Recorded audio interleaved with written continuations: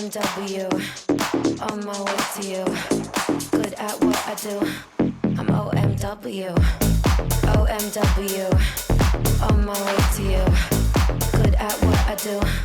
I'm OMW. They wanna judge me, I'll testify. Catch me on Insta, I'm verified. They want me quiet, I amplify. I'm on my way to the best thing that you've ever seen. You know that you bow to the queen. You lose all your senses and reason. I'll give you something to believe. I'ma have you on tiptoes, watching my diamond afterglow. I know you wanna take me home. I'm on my way. Take a seat, put your heads on. Welcome along. Thank you. I'm excited for today. Yeah, so we're just going to get you nice and close to the mic. So, yeah, welcome along. James Earnshaw, Wella Professionals Digital Ambassador. Here I am. That sounds a great role. And we mentioned that in the introduction. I was saying about that you are a content hairdresser, which sounds amazing.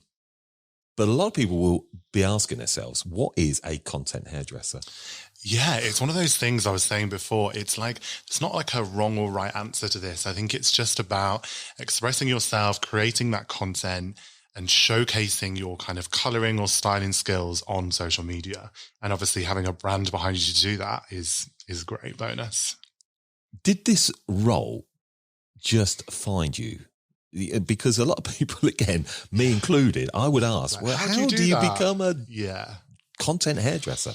Yeah, so I was just saying, so it happened in 2020 in January. So Wella's a brand that I've worked with since 2007 when I started hairdressing, so a long time ago. And I just reached out to them and I was like, I'm going to go self-employed and Wella is my absolute favorite brand in the world and I need to be an ambassador for you, but I feel like you're missing that social media ambassador. And I wrote them a huge email with all the points I could do. Some of them were probably terrible, but I was excited. And it kind of came from there really. So yeah, it's great. And that role sort of carved itself out. And does it now mean that you work pretty much full-time as a content hairdresser and maybe just overview some of the stuff that you do along the way? Yeah, so I do clients occasionally. I used to do 2 days a week, then I went to 1 day. Now I'm doing like once or twice a month. And I think it's great just to have that connection with some clients, you know. But for me, social media has really taken my focus, and the content that I create isn't just of a client, the back of the head, for example. It's makeup, it's clothes, it's styling, it's videos, it's lighting, it's everything. So it takes a lot of work. So I normally commit about 3 days a week to content, 3 days a week to content. And then I might be on a shoot for Wella or for GHD or something like that. So I usually work about seven days a week, but I don't feel like I have a job. Sounds so cliche, but. What is it that makes you good at being a content hairdresser? That's such a good question, actually. I feel like you have to know how to take a good photo and how to do a video, which a lot of editors don't have that skill. I think when I first started, just being a good hairdresser was enough. Whereas now you've got to be a photographer, you've got to know how to light, you've got to, you know, have connections with makeup artists and clothes stylists and all of that. And I think what creates a good Instagram page, for example, and a content creator is knowing your look and knowing how to express yourself and doing looks that stand out as your own work rather than just different work all the time. I think having your own identity on social media makes you a good creator, if that makes sense. No, I like that. That's a good way of putting that. And I think for people to hear that is kind of aspirations for them to sort of head to that. Because there's some people, for example, say that wouldn't be strong at taking a photo, but they're really good at making reels. So everyone's Instagram and everyone's strength is different. And as you're telling me that, and I'm curious to know, are you somebody that's had to go on courses, or you had to train yourself, or do you wing it and learn on the job? Yeah, people say to me, like, I've had people DM me recently and been like, oh, can you shoot some pictures for me? And I'm like, babes, on my iPhone in the garden. Yeah, but that's how it is, isn't it? Is it on your iPhone? Yeah. No, I've never like been on a course or anything, but from shooting collections for like British Hairdressing Awards and stuff like that, you get that eye, and you don't learn lighting, but you understand how like the model would move and all stuff like that. And it's kind of just progressed throughout the last 2 years. I remember content days used to literally just be, I'd get a model in and I would just do some color that I'd want and film it. Whereas now content days are finding the backdrop that I want to put it on, clothes styling, makeup, lighting. So it's kind of progressed to more over the years. And I look back at some of my pictures when I first started, say, editing, and got a bit carried away on like the retouching on the skin. And I was like, oh no, they look a bit like Moomins here. So you're looking at what's a Moomin. And it's kind of been a journey to get to where I am today with learning how to do it. Yeah. And for sort of putting it out there, and you are a content creator, and years ago, if you went into hairdressing, you would be a stylist. Or a colorist. Or free. Yeah. And lots of people would probably say, I want to be a salon owner. They see that as the end goal. Yeah. What's made you maybe go that route, but not as a salon owner? I mean, one thing I've known throughout my whole career is that I never want to have a salon, ever. Really? That would never change? Yeah. No, I mean, you hear people say that, and then next minute they're opening up a salon. Yeah, no. I mean, I'm 30 now, and I think I would know by now if I would want one. But for me, what I love about creating content is my job is to literally just color hot girls' hair however I want. So it's great. You don't have to deal with complaints, or you don't have to deal with employing people. I just literally get a group of creative people together, like the makeup artist Meg that I use for everything. She's amazing, like a good friend. We work together and we just do what we want sometimes. And there's no pressure. Like, we do content and we're like, that doesn't look great. No one sees it. You know what I mean? That didn't work. I remember we tried to draw stars all over the model the other day. Looked terrible. And no, we don't need to post it. That's what's fun, it's expressive. And I think that's really important for people to know, that actually this perfect world of perfect images and perfect videos, perfect reels. Yeah. Are in a sea of stuff that isn't great. Is there lots of stuff when you actually look at, and you're out and you've created, you're working on a shoot, which we're going to be talking about in a bit, but actually we see the great stuff, but is there lots of stuff that, as you say, when you look at it at the end, you think, oh God, that isn't great, and I think you're hard on yourself? I think for me, the more experienced I've got, the less that does happen. But for example, you never know. A model might tell you, for example, that she doesn't have any color on her hair. She turns up to the shoot, she's box-dyed it black 2 weeks before. And as a colorist, you just have to make it work. You know what I mean? So I wouldn't say that there's stuff that you look at and you're like, oh my God, that's terrible. But there's sometimes I'll look and be like, I could have done that better if she didn't have a black box on it before. Do you know what I mean?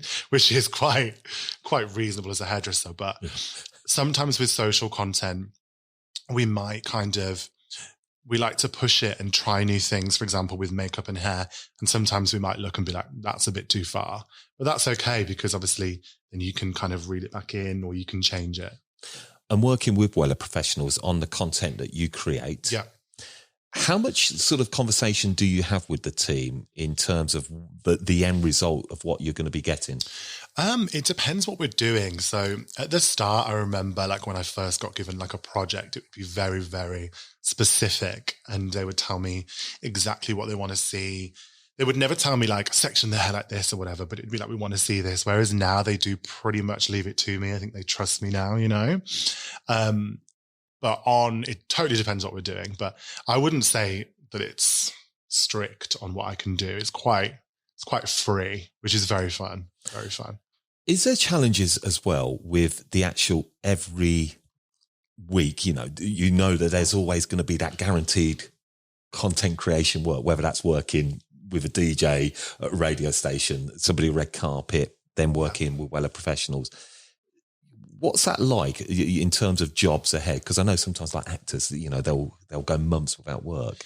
Yeah. I think for me, I almost see like my social media as like my base kind of role, which is like my base income now, I would say. Almost like that's replaced my client income, because it's regular. And with the brands that I work with, like obviously I I'm on like a contract. So it's like, I know what I'm doing. But I would say I'm really busy. Like, I know it sounds really annoying because everyone's like, oh, I'm so busy, but I actually am busy. But because it doesn't feel like work, like genuinely, like we'll be doing content sometimes until like 9:30, but we're like, oh, I thought it was 5. And it's just because I find it so fun. Like I honestly love it so much. I think that's great. And that's what people will hear. But it's like every job, we all have those moments where you just think, what's not so great about it? You know, yeah, that's difficult. That's challenging. What would you say those points are for you? I think one thing I've had to learn is that like not everything on social media is going to perform, because it's so frustrating when you like spend like all day bleaching someone's hair from black to blonde and you do an amazing job and it's so good and she looks amazing. And then you get like 150 likes and you're like, why does no one like this? And I think you have to take yourself out of that and just realize that not everything you do every single time on social media is going to perform. It's almost just like when you do a client. Do you do that though, James? So I'm jumping in there. Are you quite good at just sort of removing yourself? Or does it still... Yeah. I mean... because I think people say that, don't they? They say, oh, you know, it doesn't matter if you've not got that many likes. But I think we all do get caught up. Oh, God, I think it matters, yeah. I think one thing I've learned, I feel like interaction is more important than likes, because likes don't really mean anything. It's about, obviously, people engaging. So I would rather have 100 likes and 50 comments than 1,000 likes and 1 comment, you know? Yeah.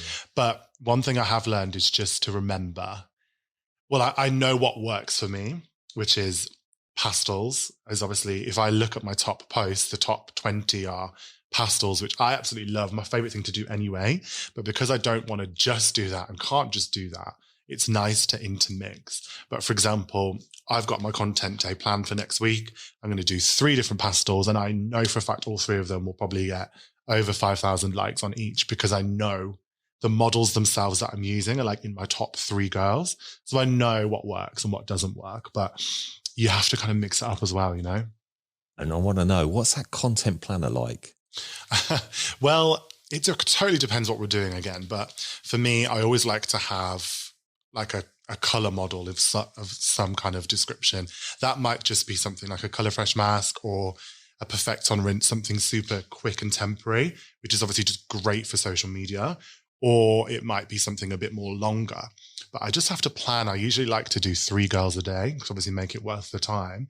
But I can't do 3 color changes a day. So it might be like 1 big color model, 1 like quick color model, and then a styling only model. And do you plan it out on if you've got a planner on your computer or on an app? Or no, I'm not. You write it down? I mean, how do you plan that out? Yeah, what I tend to do is, first of all, I'll contact the model and make sure that she's available. And then from there, I'll speak to my makeup artist and be like, this is the model we're going to do. Have you got anything that you want to do? And we'll kind of come up with a look together, you know? And then it's kind of pre-planned. What I don't do is just have the model turn up and be like, what are we doing? Because I've done that before, and you know what it's like. If you haven't prepared, then you're like, oh, and then you spend 2 hours deciding what to do. So I'll usually speak to the model before. I'll be like, babe, you're going to be going mint today. I'll buy some clothes, speak to the makeup artist, then we're just ready to go when she comes in. Yeah, and I think that's really important that you map it out, because, I mean, you've got a huge following. Yeah. 60. Yeah, it's all right. It's getting there. 64,000 Instagram followers. But I guess there has to be a role for that, doesn't it?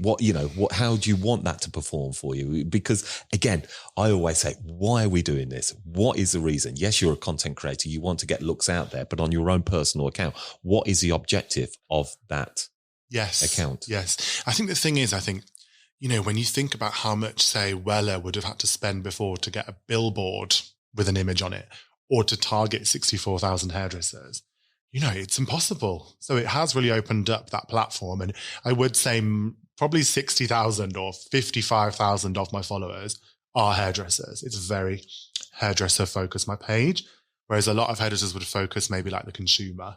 So I'm lucky in that sense that I've built up kind of that. But one thing I will say is you are never happy with your numbers.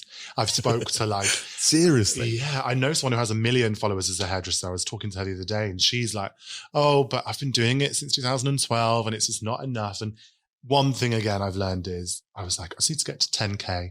Oh, but 10K just is a bit, no. So 15, 20, and you're always striving for more. So, you never satisfied. What's helped your account grow? I think I think there's like two things. I think lockdown really helped because I had loads of content ready because obviously it was weird as stuff was closing. I was like, So I just did content for like 3 weeks every day. So I had like a good month and a bit of content. And I think when everything else was closed, people were like looking for inspiration more than ever. And then I remember the Wella team gave me like my focus was Colour Fresh Mask, for example. And that was very me. Like it was very pastels and it was really good. I'm not I was like really happy with what I did. Sometimes I was saying to you before, there's nothing wrong with admitting when you think you've done a good job. And with that one, I was like, that was good. And it was like my first viral picture. I think what also helped was the masks went out of stock. So no one could get them. And then I had a model holding the pink one and everyone was like, I can't get that, but I want that. And it was shared everywhere. And I think it got like, the reach was like 300,000 or something like, and the likes were like 12,000. It was like crazy. And that is where my Instagram, I remember, was growing at 1,000 followers a week. You must have been freaking out when you see that. Like, And then I was like, oh my God, I'm going to be at 1 million by December. I'm not. It was just obviously a really good month. In lockdown, I think people were just looking for But what I like about this content hairdresser, is there's actually, you are providing content for people. And I think that's important, that sometimes we don't get too caught up in being entertainers. That actually, because we're seeing that now, aren't we, with social platforms? Yeah, I think for me, like, I always say this, and it always sounds so controversial, but I just couldn't be in the role I am at Wella and be like running around naked with a wig on or something. I just couldn't do that. I'm sure they'd love to see it at Wella, but I think for me, I don't want to undermine the professionalism of a hairdresser, because I've worked so hard to be like, oh, you're not just a hairdresser from a small town who hasn't done anything, And I think for me, I like to remain, I like to have a bit of fun, but I still like to remember that I'm professional and I'm working for brands, which I think is really important. And it's offering content. And are you caught up in doing short form videos? Are you particularly onto that at the moment? On what? On videos? Reels and, what we see on Snapchat, on TikTok. What's TikTok's one of those things that I've kind of recently got into, and it's crazy how quick it grows. I've literally gone from like no followers to like 20K in like 2 months. So it's quicker to grow because there's less, it's less regulated, But yeah, I think it's just knowing your target audience and knowing what works. Videos do well for me, but more so transformational hair videos rather than me being silly. Yeah. I haven't tried it. If I'm starting to be silly, then, I'm trying to mix it up a bit. But I think that's always, and not being scared of trying out new ideas. Yeah. Yeah. Sometimes I remember one thing I realized, I used to take my photos against a white wall because originally that's what you're told to do in any guidelines. And then I started to mix it up, and I'd have models in the salon with the salon in the background, and then that performed better. So you have to learn what works and try things. And I've tried stuff before where I've had models crawling on the floor. I've had models hanging off literally everywhere. And you're like, oh, that one worked. That one didn't. That performed. Why did that perform? And then knowing from there. Yeah. Yeah. So I think our audience, and there'll be a lot of people really interested in content and hairdresser. What advice would you give to them in certainly helping to up their game on social? Yeah, the thing is, it's quite easy to say, just use a really hot model and just get a great makeup artist and buy nice clothes. But that can be a little bit hard for some people. So I would say on a simple level, just light the model really well. Just figure out how to take really great videos and images of hair color, because there's nothing more disappointing than having the most beautiful blonde you've ever seen, and then you take a photo and it just looks dirty or it doesn't look right. So for me, I would just say play around and invest time in lighting. For example, if you don't know how to light, just go outside. Make sure the sun or the light is facing your model and it will probably look okay, And then it comes down to if you've got an icy cool blonde, you don't want to go out in golden hour when it's warm because it's going to look warmer. But obviously there's all those things. But I would say just invest in lighting your work in the best way. Because if you don't, it will just look not great, even if it is great, because it's a new skill to have. So forget about the model. Just spend your time making sure you can capture the best you can capture. Nice. That's great. Yeah. Thank you for sharing that. That's brilliant. Also, captions. Are you good with writing your captions? People always say, they're like, I don't know what to write. I'm like, just describe what you've done. Yeah. Well, I always just keep it simple. Always have an emoji in there. Keep it fun, you know? And then just a caption of what I've done. I always just describe the color. So like vanilla blonde. I like anything that says nude. So like iced nude blonde, cool nude blonde, something like that. Just simple descriptions. I don't write a whole caption of 500 stories. No. Are you sort of stories, posts, reels? Do you mix that all up as well? Yeah. I feel like for me, using everything you can on Instagram is the best way. You know, some people are like, I just post reels or I just post images. I try and do like everything. Yeah. Yeah, I think that's important, isn't it? Which all requires different techniques and different ideas. Yeah. And I didn't realize, but posting stories really does help your social grow. Like if you post a lot of stories and get people interactive and do polls and quizzes and all stuff like that, that really helps your social media grow.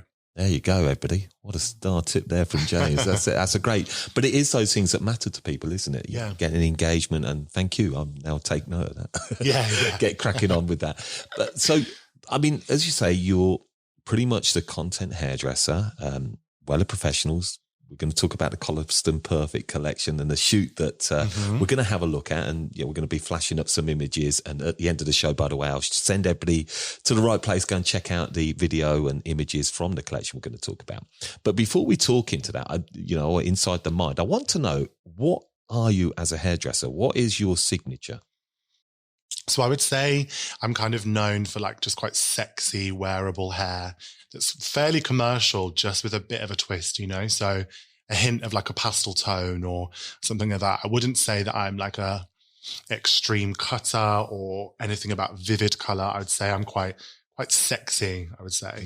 Nice. I like, and that's important. Again, I think certainly as a content hairdresser and to work with brands like Wella Professionals as you do, is knowing who you are. Yeah.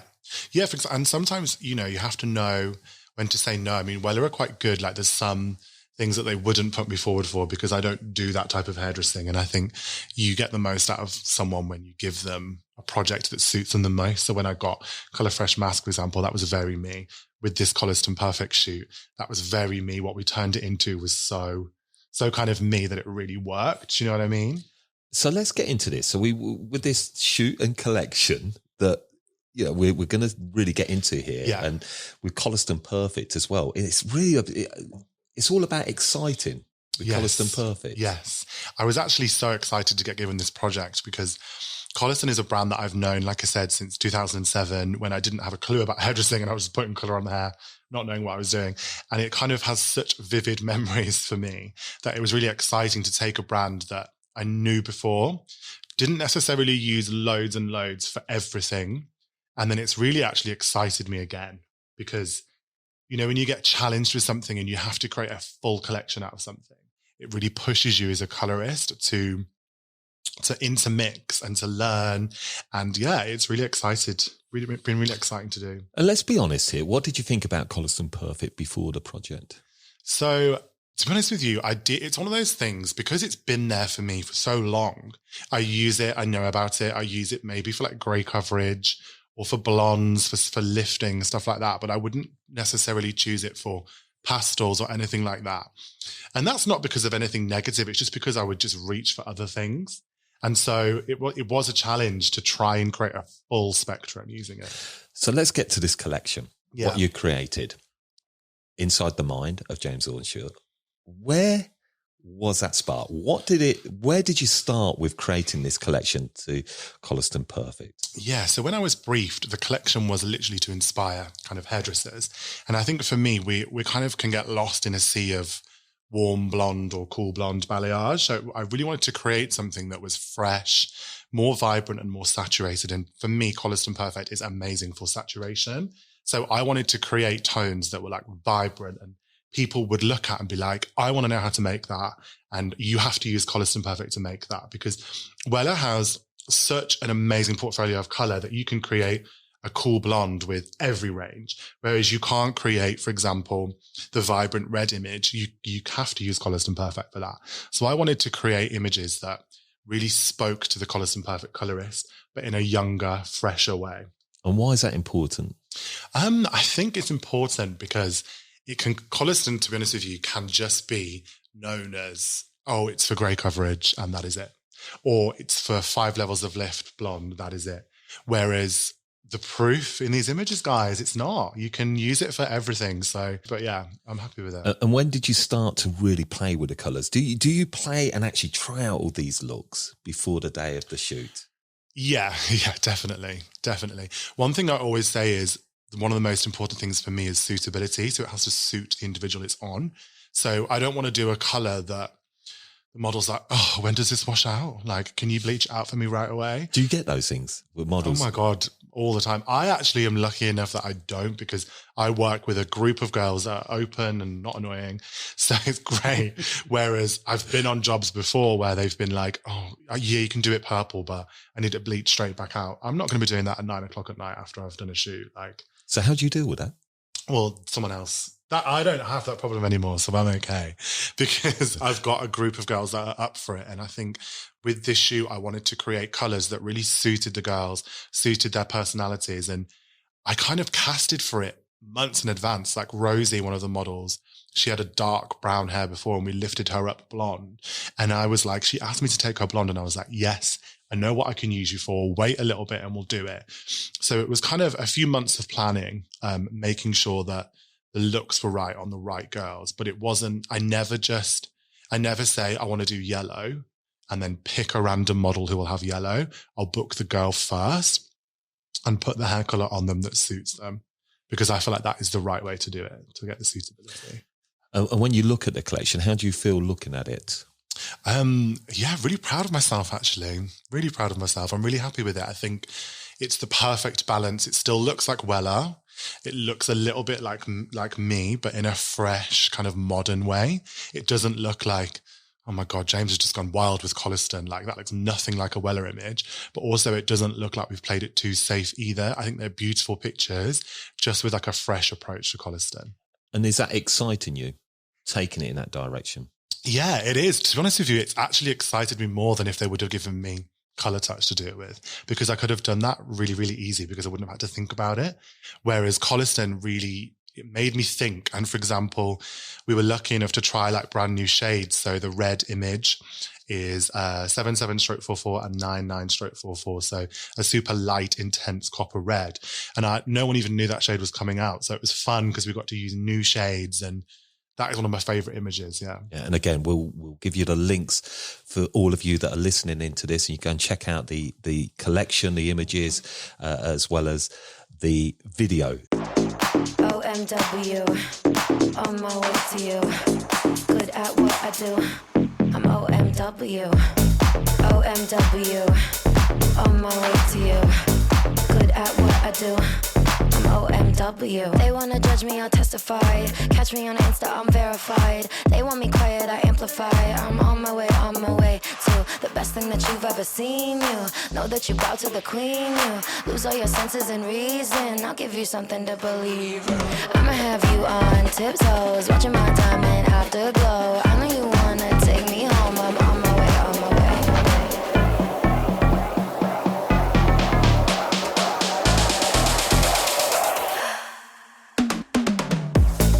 OMW, on my way to you. Good at what I do. I'm OMW. OMW, on my way to you. Good at what I do. I'm OMW. Coliston Perfect, you're getting excited about this. How would you get hairdressers excited? What would you say to them when they're using Coliston Perfect? Yeah, so I think looking at the images, what we've done is created seven looks, and you can see the different results. So there's more soft muted blondes, there's vibrant reds, there's like a teal, there's literally a black and white image. So you can see why I do love Coliston and why it's really exciting is you can create anything with it. For example, you can intermix the shade with 12% and you can get levels of lift that you need, 3 to 4 levels of lift. If you intermix it with 1.9 pastel developer, you can tone with it. You can create a glossing with it by mixing it with the post-service conditioner to almost create like a semi-permanent color. So I just want to say to people that with Coliston Perfect, you can literally create anything, which is great because in other ranges at Wella, they're amazing, but you can't do everything. So if I was a salon owner, KOLESTON Perfect's a great one to have in because you can just do everything with it. So it's just easier, you know? And I guess it's just trying to think outside the box with this. The isn't box, it? yeah. For example, where you can go with that. And I love your collection. For me, when I look at it, it really does feel fresh. Thanks. And it's almost like just trying to mix it up a little bit, maybe to where we've been over the last 10 years. Yeah, I think the thing is so as well, safe. when you work with such a huge brand like Wella, obviously they're so established and so known that you can't just be like, well, I want to do this and I want the model to wear that and I want it to look like this. You have to fit within obviously certain guidelines. So we've definitely pushed it on this one. Yeah, and I think as well with doing the collection, I know you were very big on the mood boards. I love a mood board, you know. We do love a mood board. Have you still got those mood boards? And again, I'd love to share those if that would be possible. Yeah, of course. What I always do is because it was a collection, I remember when I first started entering British Hairdressing Awards, I really struggled to create a collection. I was like, I can do one really nice picture and I can do another really nice picture, but I can't do 6 that all fit together. Do you know what I mean? And so what I always do is individual mood boards for the girls and put them together. And then I looked and I was like, okay, great. So we've got like red, we've got green, we've got more softer tones, but how do they all connect? And I think putting the mood board together is a great way. Because for example, there was one that I wanted to do yellow and then we looked and we were like, no, it looks too much. So it's a way of like getting rid of and you say we looked at that together. So it's not like James, you do a mood board and then turn up on the day of this this KOLESTON Perfect shoot. No. So with the Wella team, it was great. They actually had a freedom. They didn't because that's important, isn't it? To have that freedom. Otherwise, you as a creative, you need that little bit of a freedom. But obviously, I don't want to. Also, as well, I love working with other people at Wella. Like the brand team are amazing, so it's great to work with them and then be like, "Have you thought about maybe we mute that one down, or maybe we do something like this?" And it was kind of quite collaborative. But I was quite lucky. Within most of the mood board images were right.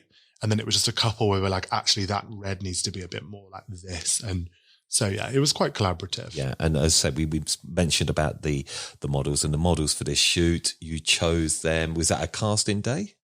To be honest with you, most of them, so a couple of them are like regular girls I work with a lot, whose hair I look after. And then, I just casted an extra couple, but I really wanted this collection to be diverse. I wanted different hair types, different textures, different lengths to really speak to that modern colorist, you know? It's not just about blonde girls with balayage. It's about, vibrant, short, curl, bobs, completely different on each look. Diversity all the time. So when you look at that collection. Yeah. And, we see that there. And for those of you who can't see, you will see after.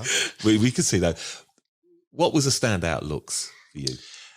So Talia, so obviously you're not going to know who Talia is. Talia is the kind of black and white image. And I've always wanted to do that haircut. Always wanted to do that like short to long haircut for like 5 years. So hard to find a model who will have that, who actually has an amazing face. Some people might be up for it, but it might not suit them. And Talia is a model that I worked with years ago, who used to be with an agency. She used to be blonde, quit modeling, went to uni in Liverpool and started box dyeing her hair green and blue. I messaged her and I was like, your hair is crazy. And she was like, I'm not modeling anymore, so I don't really care. I want to have fun. I was like, brilliant. Put the box dye down and come to me.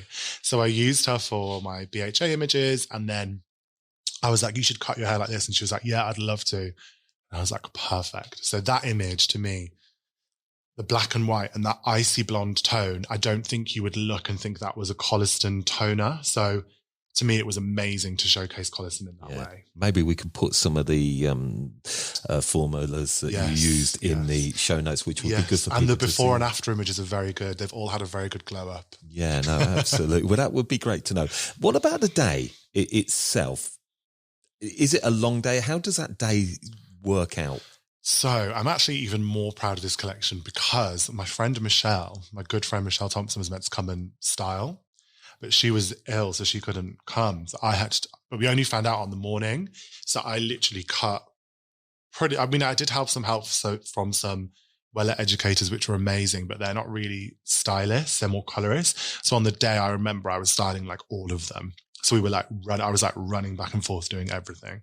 So it was quite a hectic day. But I think for me, the step-by-step days are harder than the shoot day because stills are quite easy to capture because it doesn't really matter what's going on in the background. As long as you get that picture, you know, whatever. But step-by-steps are hard to do, I would say. And I'm quite fussy. I hate if tint is over the line of the tint brush. So I always have like 10 tint brushes ready to film with just because I always judge people. I always tell people after that, I'm like, babe, you've got tint over your tint brush. You need a fresh one. So stuff like that was hard. What was the most challenging thing on that day?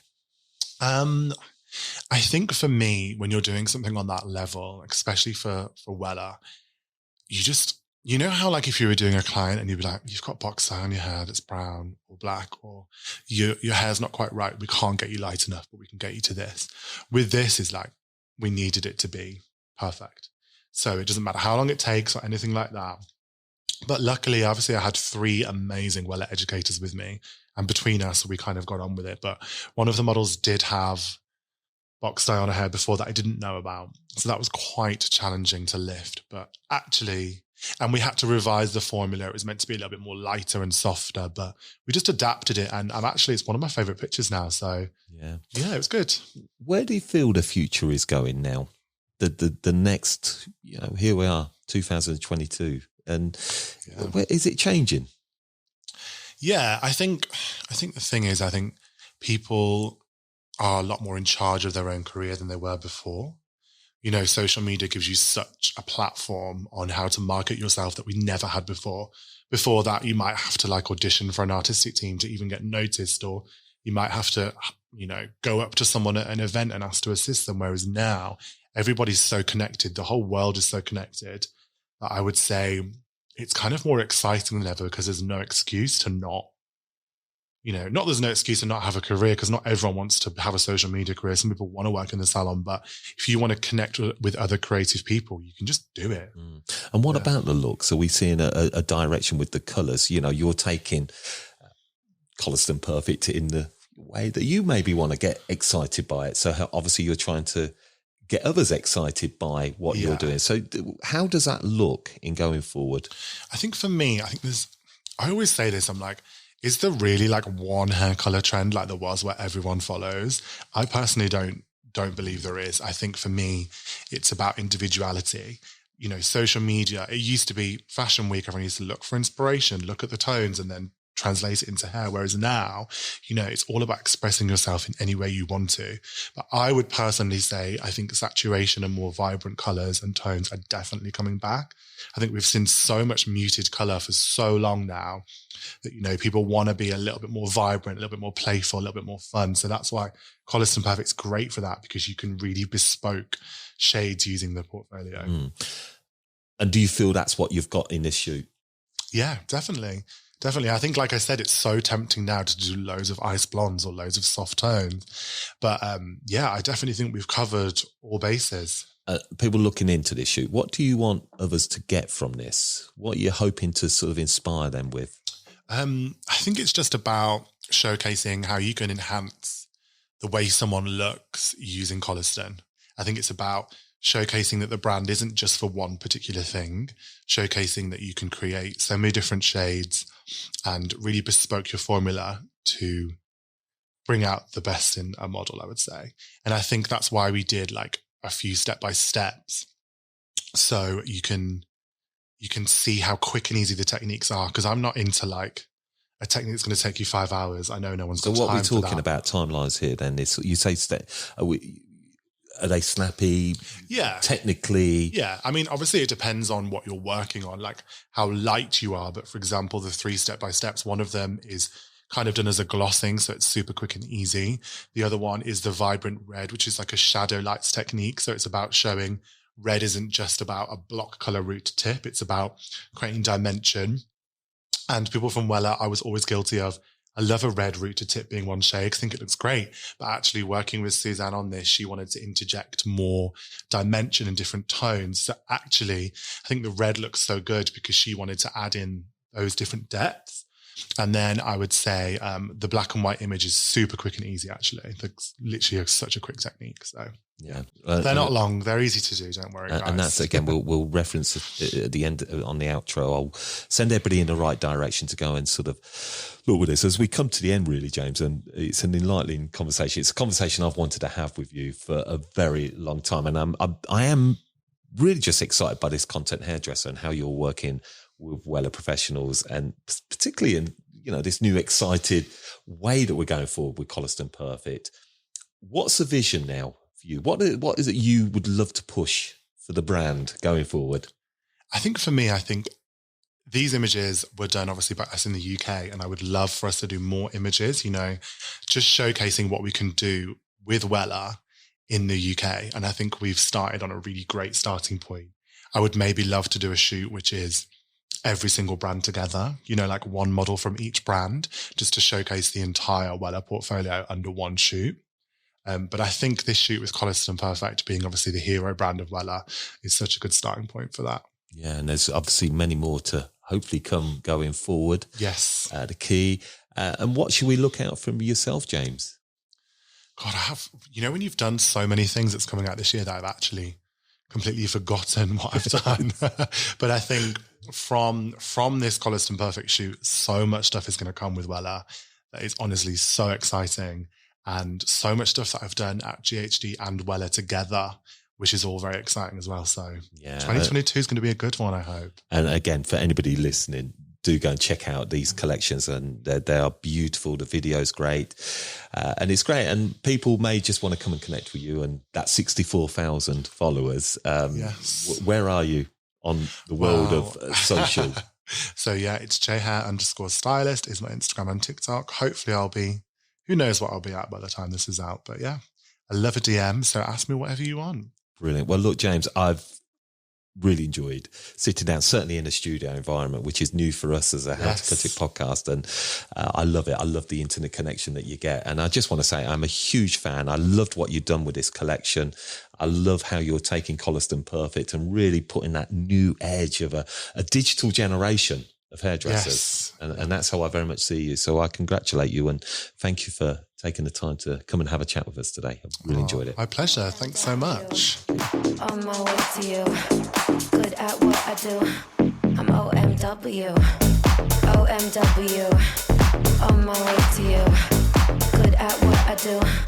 I'm OMW. They wanna judge me, I'll testify. Catch me on Insta, I'm verified. They want me quiet, I amplify. I'm on my way to the best thing that you've ever seen. You know that you bow to the queen. You lose all your senses and reason. I'll give you something to believe. I'ma have you on tiptoes, watching my diamond afterglow.